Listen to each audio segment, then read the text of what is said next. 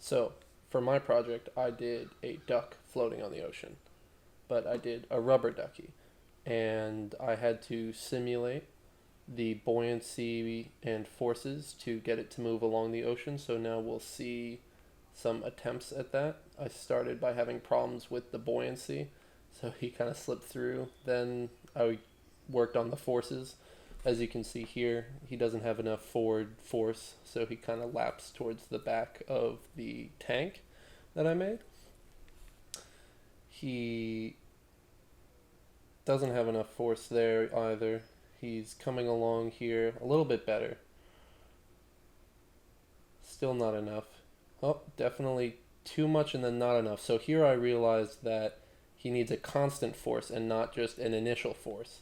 So I just turned on constant force and it was too much. So, oh, this looks more promising. Here we go. But he's spinning and flying off to the side, and that's not great. So I figured out how to clamp his rotation, and he fell through the water at the end there. Here it looks like he's a little too deep in the water. Too high in the water, just took off. Too much force again. Way too much force. And this looks pretty good, not gonna lie. Some nice particles flowing off of the body. Oh, but he's turning really hard. Yeah, we don't want that. We want him to stay in a straight line. So I think I turned on the rotational stiffness and then it looked really nice, so I cashed it out.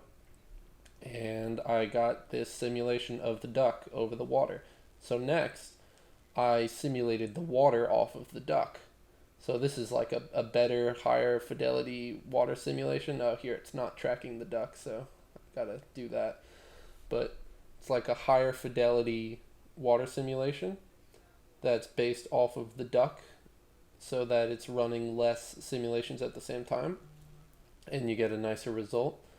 Um, yeah, there's a nice spread there. And here I'm working with I put all the parameters, I wrote these out on the left side of each of my little flip books here so that you can see what I'm doing.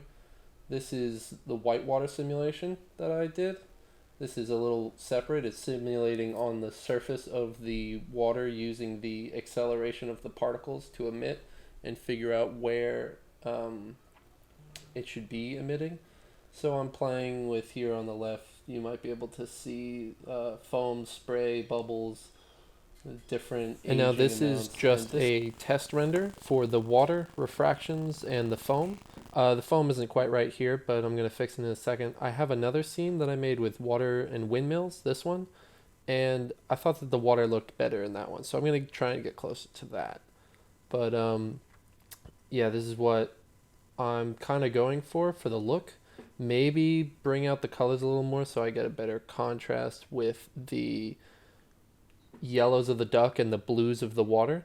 So now I'm going to go into my passes. Here I have my duck passes. I've got like a 2D one and a bunch of different lighting ones. This is my foam spray and my water, and then my water with a reflection of the duck on it. This is the water shadows on the duck, and then the one on the bottom right is without spray. And so this is everything together in one shot, and now I'm going to go and do some color tweaking. These are all the shots that I put together as like different feelings, and this right here is what I settled on. This has a few extra touch-ups on just like the color of the duck and the water. I wanted some of the higher points in the water to be more of a light green and the duck to be a little bit closer to orange than I had it previously. And that's my project, so thank you for watching.